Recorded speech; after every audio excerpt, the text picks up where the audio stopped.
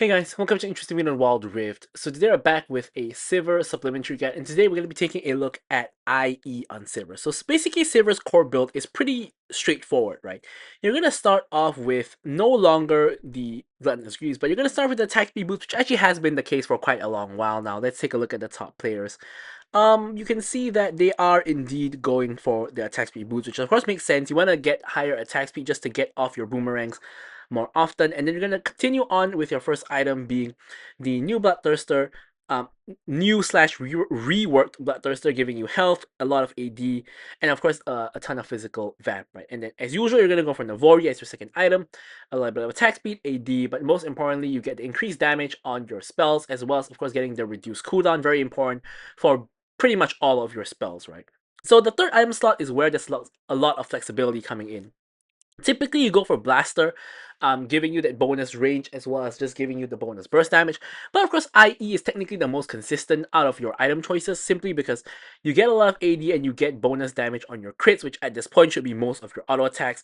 And then you go for Maul Reminder for the Armor Pen and Grievous Wounds. And last item, normally something defensive like a Maul against Magic Resist or something like a Black Cleaver, which can help to shred the entire enemy team, or even a GA.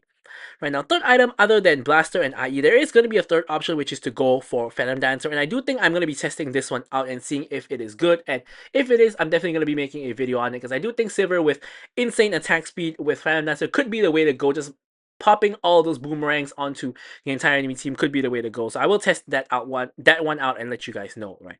For the runes, standard ADC Loadout, and for the spells, it's normally going to be flash with Ghost, even though Sivir's ulti already gives you movement speed, but the extra Ghost movement speed combined with the ulti movement speed is very useful for just running people down, kiting around fights, etc. Right, so anyways, with that said, let's take a look at our gameplay. Okay, so let's take a look at the gameplay itself for IE on Sivir. So in this particular game, we are playing with a Zyra. Now I think that Sivir is not someone who's very support dependent. You can play with mage supports like Zyra, Brand. You can play with engagers like your Leonas and Nautiluses of the world. You can play with enchanters like Yumi or Lulu and things like that. If you really had to kind of press me onto which one I think is the best, I actually prefer to play with enchanters the most, because they can buff you up in the mid and late game especially, and they can help, you know, keep you alive and stuff. With engagers though, in lane you can actually kind of take advantage of that. So that kind of does work. As you can see here, Leona is engaged onto my support. You can see how I'm just hitting their ADC. So you can see that the mistake here is that you never really want to focus the support as an ADC for the most part, because this allows the enemy ADC to focus you and kill you instead. Normally it's better if both ADCs focus each other, because then they're kind of both at risk of killing each other. Either one of them dies and the other one gets a kill, or both of them kind of back away. Or sometimes one kills the other and then the support cleans up the other kill, something like that. But the worst case scenario is you get a kill on the support and the enemy ADC gets a kill on you. Because at the end of the day, although both ADCs get a kill, but the other ADC gets to kind of control the wave and kind of, you know, gets to farm and deny you farm, right? So that's normally not the best way to go about things. So yeah, as I was kind of mentioning, you know, engagers do allow you to sometimes get kills in lane. Like I've played with like Sivir with Leona, I guess I've seen it on the channel before, things like that, right? When you lock people down, they'll also you get your Q, both the first and second parts a hit, much more easily. And of course, Sivir is weak in lane, but I think it's underestimated in lane, because most people know how weak she is in lane, so they try to kind of take advantage of it. But sometimes if you don't do it correctly, you end up, you know, taking a lot of damage, taking a lot of poke from her instead, and you end up kind of like dying instead, which is really not what you want when you're playing against a Sivir, right? Because Sivir is not a champion that's very strong in lane. Technically, neither is Jinx, right? So in this like matchup, it kind of nullifies each other, because both Jinx and Sivir are not great laning champions, but Jinx should be performing better than Sivir, simply due to the fact that Jinx has range, right? She can go to rocket from like what she did right there and poke, whereas Sivir cannot. However, a kind of weird thing about this Jinx is that she has pressed the attack instead of Lethal Tempo. So that is really, really weird, right? Because it's not like it's not saying it's not easy to prop PTA. It's kind of alright, right? Especially if Leona gets CC.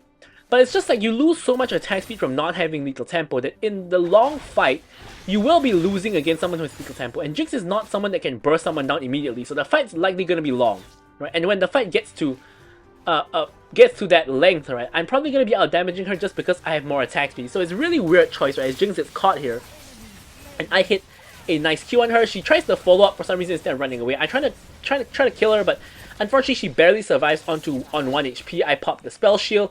Unfortunately, Leona doesn't actually hit any CC. I used both my summoner spells to survive, but can't say the same for my support. I now ult back in because my Kayn is here. Neela tries to go on me.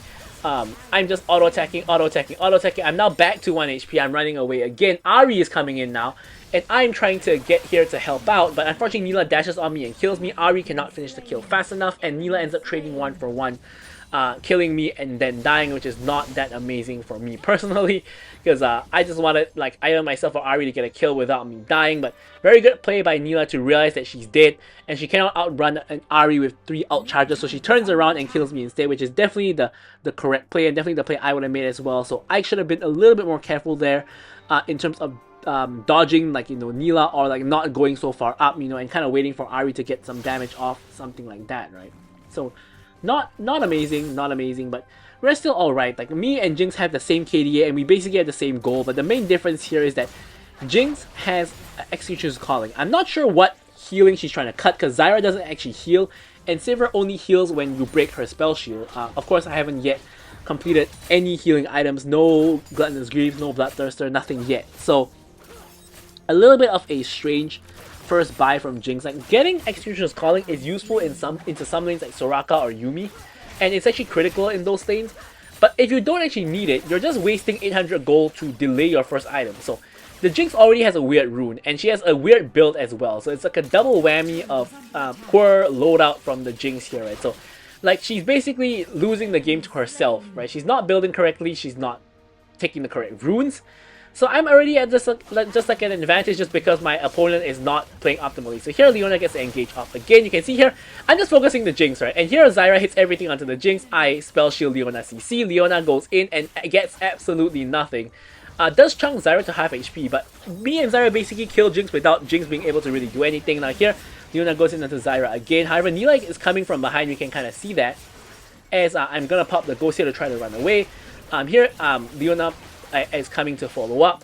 Neela pops the W, but here you can see I'm gonna pop my ulti and try to run the Neela down. Of course, I'm kind of in melee range, but I am able to kill the Neela. I basically 1 HP again, and I'm gonna run away with my ulti and then get a reset. And here I realize that Jinx has ulti, right? So she might be able to kill me if she has ulti. So I'm gonna take the fruit. I actually left 1 for Zyra, like so, right? And now I'm gonna recall with my finger over the spell shield. So you can see Jinx ult comes in. I actually spell shield. So if that actually hit me, I would have actually survived. But Zyra actually body blocks it for me, and we both end up surviving, which is great. And now we can, you know, reset. I complete my Bloodthirster, and now we can redeploy in the map. So just look at this itemization, right? Currently, of course, I just killed Jinx, so I am way ahead of her, and I have my Bloodthirster completion. But because she has delayed her first item, she now only has a cloak and an Executioner's Calling, which is really trash itemization right now. She has like basically like what 15 AD from Executioner's Calling. I 55 from Bloodthirster, so I'm now just gonna be able to stat check her in fights, right? So here, Leona has roamed mid. Myself and Zyra are roaming mid as well, seeing as we have push. Ahri does get a kill but dies afterwards, and we're trying to see if we can get anything done here. Kayn is kind of not really interested, so we're just gonna collect the wave here, which is gonna die to tower anyways. And here you can see Neela overextends, gets completely destroyed by Zyra. Gets ignited and dies to Zyra without me even actually doing anything whatsoever. Right, so now we're gonna rotate back down to the bot lane because Ahri is back up and alive. You can see here we're trying to cut the Jinx off by launching that Q there. Leona doesn't really hit anything. I spell shield the Jinx traps because I want to walk over onto the Jinx and kill her at the beginning of the fight. Leona CCs me, but for nobody once again. Now we have to kind of walk away from the Swain. And here you can see we're just bouncing the boomerangs around Leona and Swain. Ahri getting the kill onto Leona and Kayn getting the kill onto Swain. Now here, I believe the dragon is free, so I'm actually going to push the wave instead because I don't think they need my help to take dragon. The only thing that could go wrong is if Neela comes in for a steal. But in terms of DPSing the dragon, we shouldn't really have an issue with it at this point. So I'm not going to waste time helping with the dragon, we're just going to collect the wave instead. And then this allows us to reset and pick up the components for Navori. Now you can see the problem here is that Olaf is trying to solo the Herald, right? But the problem is that he's not the jungler, so the Neela swoops in and smites it out of his hands, right? And Olaf is now trying to duel the Neela 1v1. Almost dies, but Ahri comes in from the backup and Olaf picks up the double. So here now I'm 1v1 against the 0 and 4 Swain, right? So I'm 2k gold up on him. I'm not overly scared of him, but he is still the same level as me because he's got solo XP. And so I'm basically just farming the wave. I'm not overly concerned about what he can do to me because I don't really think he can do very much. However, you can see Zyra is kind of getting chunked out under tower because she's playing a 1v2 against the Jinx and the Leona. Myself and Ahri are making our way down, but we've been spotted by this control ward. So the bot lane clearly are making their way back home. And Swain is now coming down for some strange reason. Gets poked out a lot and is now at a quarter HP. I'm gonna use my W to quickly clear out this wave and just push it in case we want to look for a dive. I don't think that's gonna happen though because Ahri is backing off and myself and Zyra don't really think we really want to dive here. However, we can still hit the tower. I spell shield there, but Leona doesn't actually even hit her CC. So we do get a little bit of tower damage, but it's not overly important because we can't actually secure the entire tower.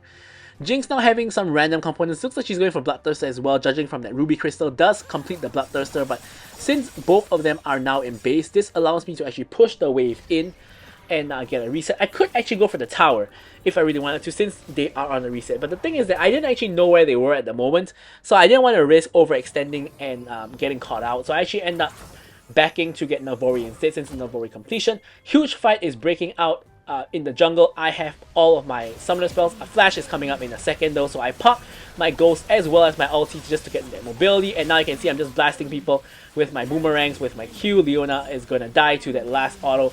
Jinx is in trouble there. I'm gonna flash over once again, just focusing the Jinx. Kayn gets the kill onto her, and now we have a Mordekaiser who has the stats of an Ahri, right? So here you can see he's focusing Kayn. He's trying to kill Kayn. I'm stepping outside of his little passive zone thing. I'm just auto-attacking him down. I will get him eventually. There we go. We finally get the kill onto the Mordekaiser. Did take a while because he is pretty tanky. He is building into what looks like a Zeke's convergence here. Interesting itemization because with Zeke's you do get that slow zone around you, which kind of synergizes with your passive, but you can only really use it onto the person you actually ult, right? Because you're gonna be inside the death realm with the blizzard only proccing onto the person who's actually inside with you. So here we pick up a BF sword, huge AD injection, right? Gives as much AD as Navori, and like, yeah, 40 AD is just a ton, right? So really huge back for the BF sword there. At this point we have a ton of AD, we have a decent amount of attack speed, so here we're just going to use that to just clear up the wave. And again, we're not overly scared of the Swain. Of course, we don't get CC'd by him for free, but we can see basically everybody else around on the map, so we know that no one is really going to be behind him to really help, except the Jinx, who we can't actually see because she's dead. But everybody else we can see, so we're not scared of him at all. In fact, we're going to rotate down bot because Zyra is in trouble, and they have really overextended trying to get her.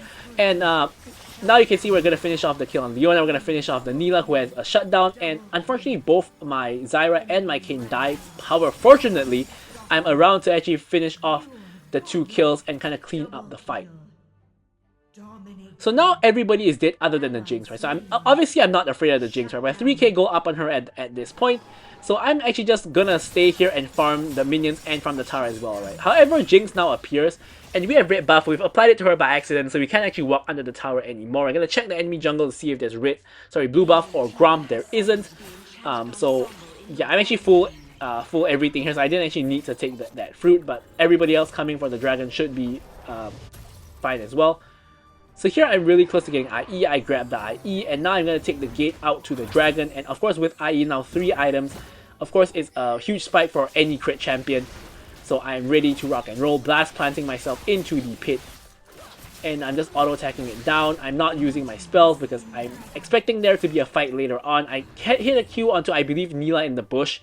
Actually might have been Leona looking at the replay tool, but yeah.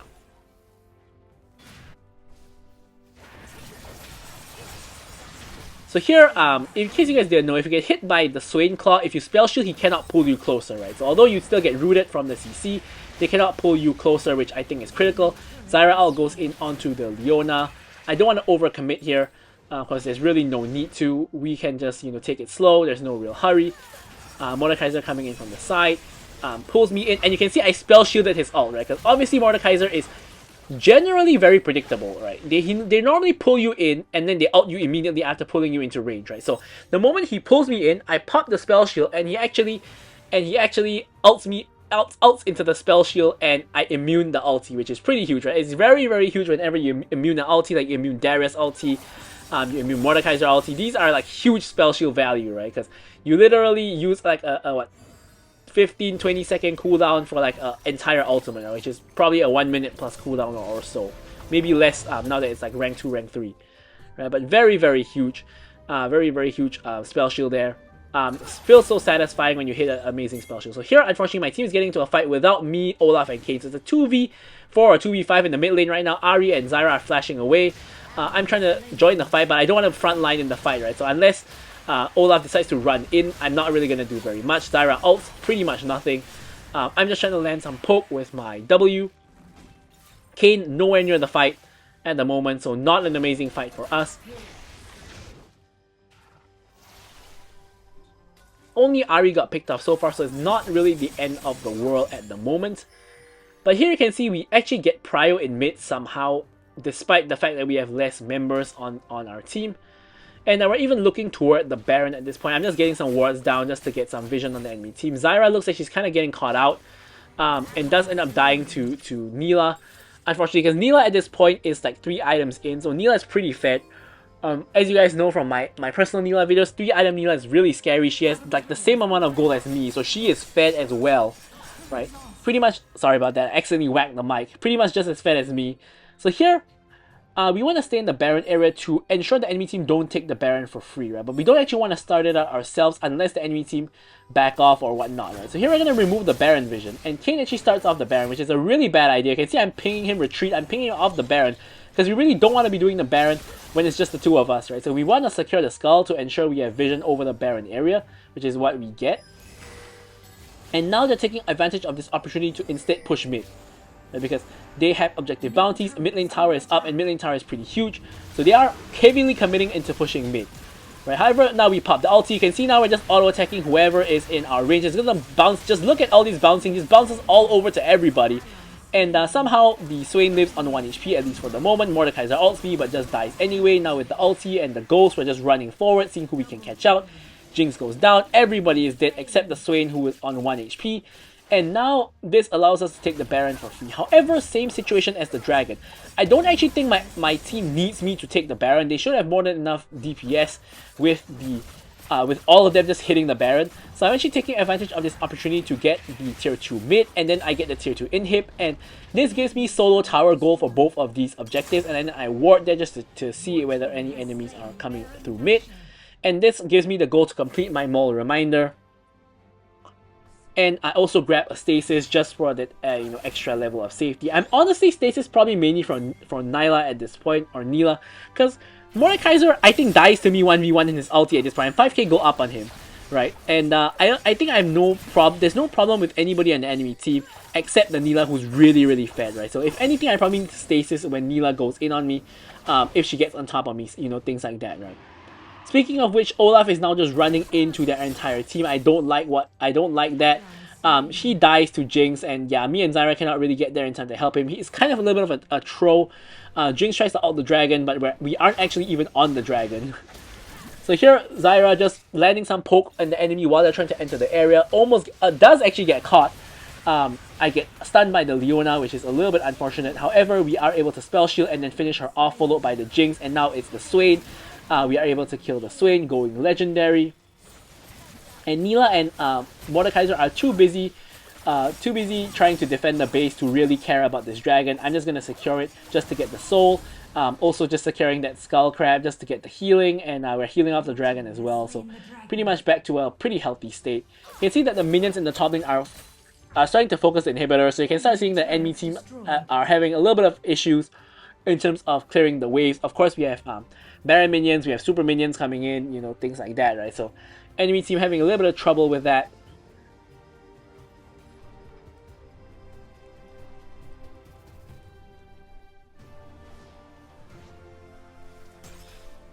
And now Baron has kind of run out, but we are still kind of grouping together and seeing what we can do. Just maintaining the push on all waves, just making it difficult for the enemy team.